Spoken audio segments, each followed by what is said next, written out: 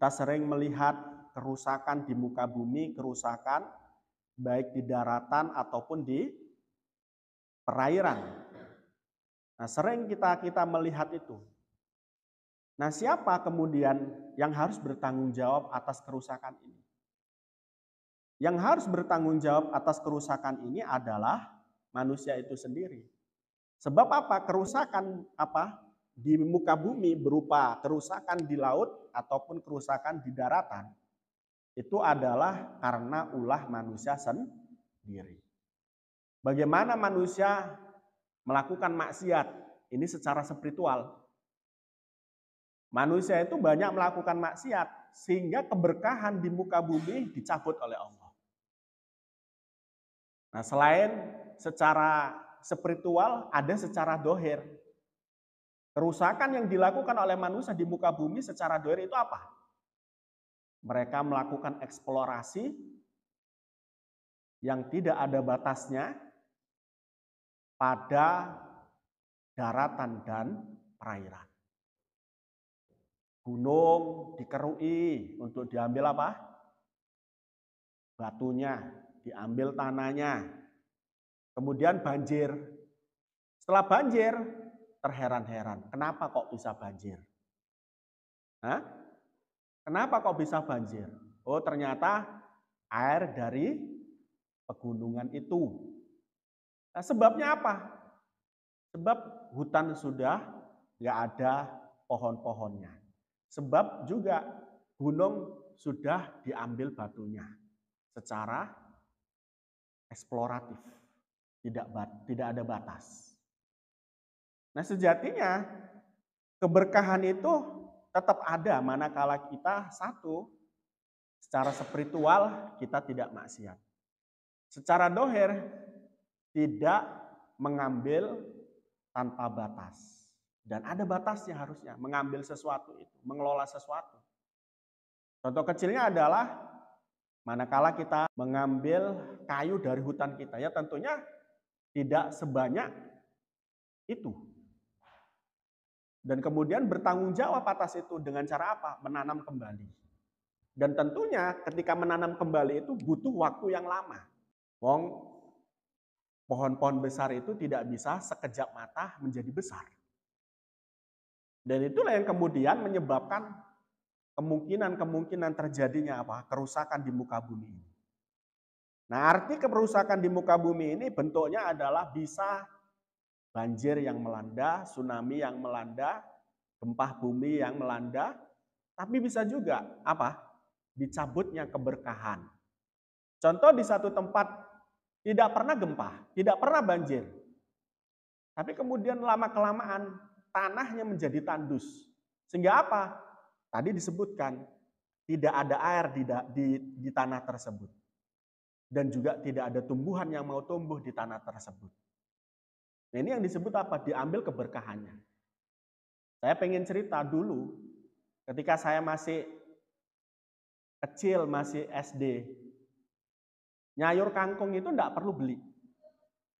Cukup ke sawah-sawah, ngambilin kangkung. Tiap hari bisa diambil di sana. Dan enggak habis. Mau nyayur genjer juga sama. Enggak perlu beli. Genjer ngerti? Enggak perlu beli. Mancing dimanapun bisa mancing. Enggak harus jauh-jauh. Ikannya gede-gede. Tiap pagi bisa ngambilin ikan. Sebelum berangkat sekolah, setelah subuh berangkat. Melihat apa? Pancing yang sudah ditanam dari jam 4 kemarin itu. Dapat ikan gede-gede. Sekarang, kalau di tempat saya, sudah tidak bisa begitu lagi. Mancing harus jauh, perjalanan 3 jam, 4 jam.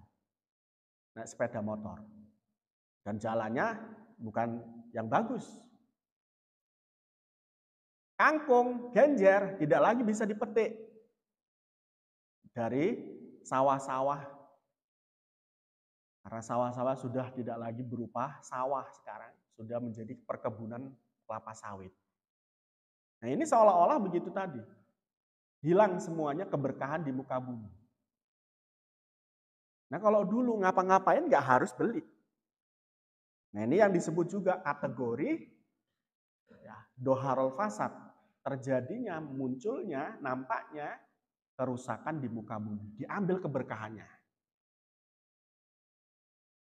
Contohnya lagi padi, dulu bagus-bagus, sekarang padi nggak bisa bagus. Dulu 1 hektar bisa dapat 3 ton andai kata. Sekarang hanya 1 ton aja itu sudah mengeluarkan banyak biaya untuk beli pupuk. Terus kemudian nandur padi dulu nggak usah dipupuk, sekarang harus dipupuk dan pupuknya sekarang mahal.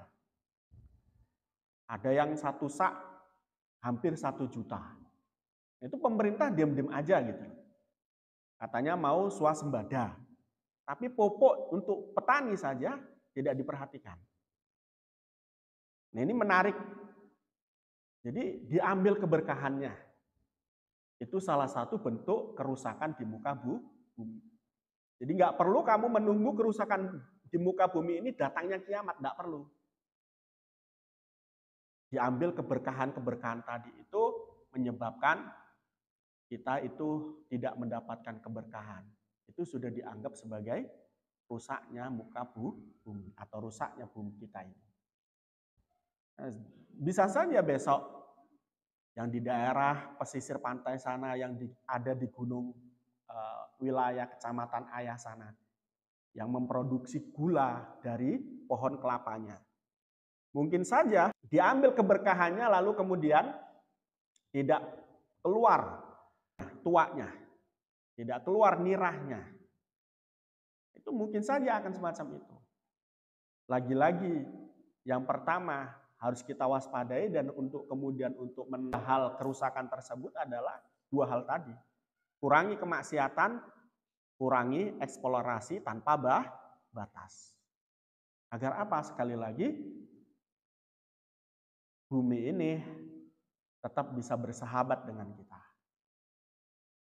Ya. Jadi jangan salahkan siapa-siapa. Salahkan kita sendiri, terutama perusahaan-perusahaan itu. Perusahaan-perusahaan yang membuka lahan perusahaannya, yang mengeksplorasi hutan menjadi alih fungsi dan lain sebagainya, padahal itu dibutuhkan oleh bumi dan kehidupan hutan itu.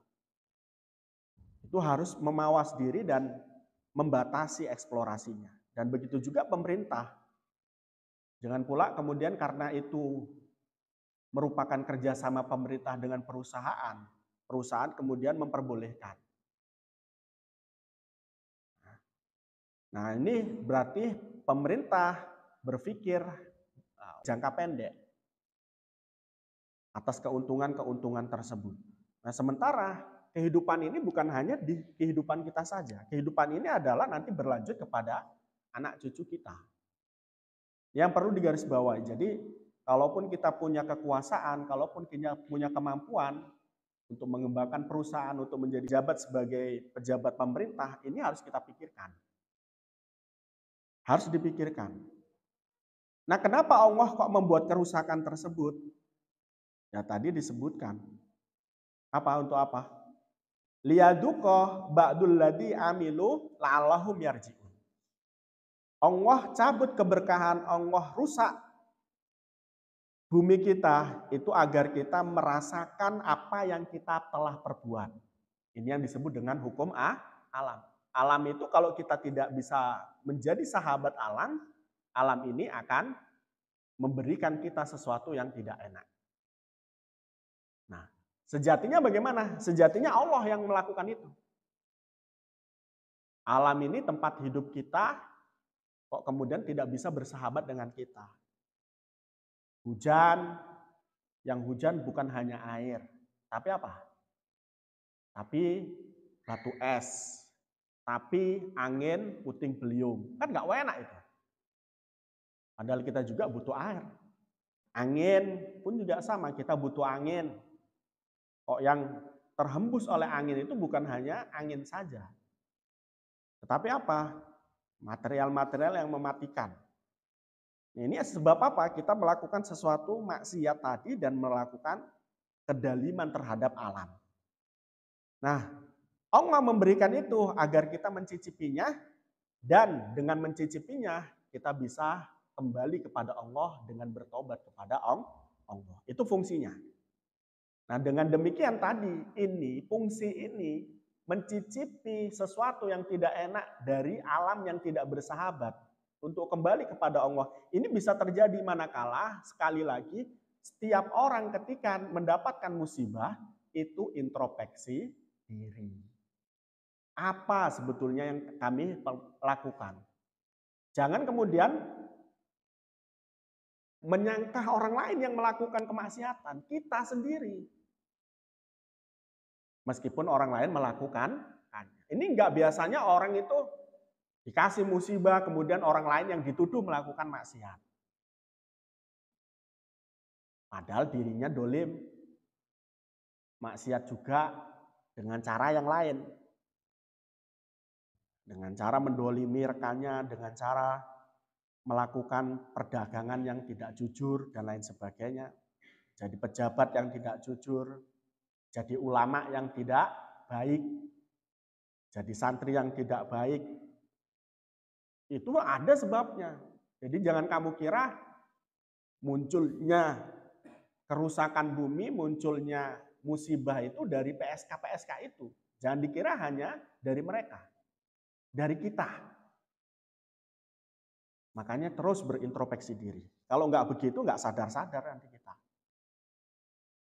Ada musibah yang disalahkan orang. Orang ini nggak mau sholat, orang ini PSK, dan lain sebagainya. Orang yang dihajar, orang yang disuruh berhenti, dia tidak berhenti dalam kemaksiatannya. Nah, ini kan dolim yang sangat dolim. Dengan demikian, kedoliman dia tidak akan pernah bertaubat. Sementara musibah tadi turun untuk kita bertaubat. Tuh, kul siru fil ardi fangduru Allahu alam bi shawab.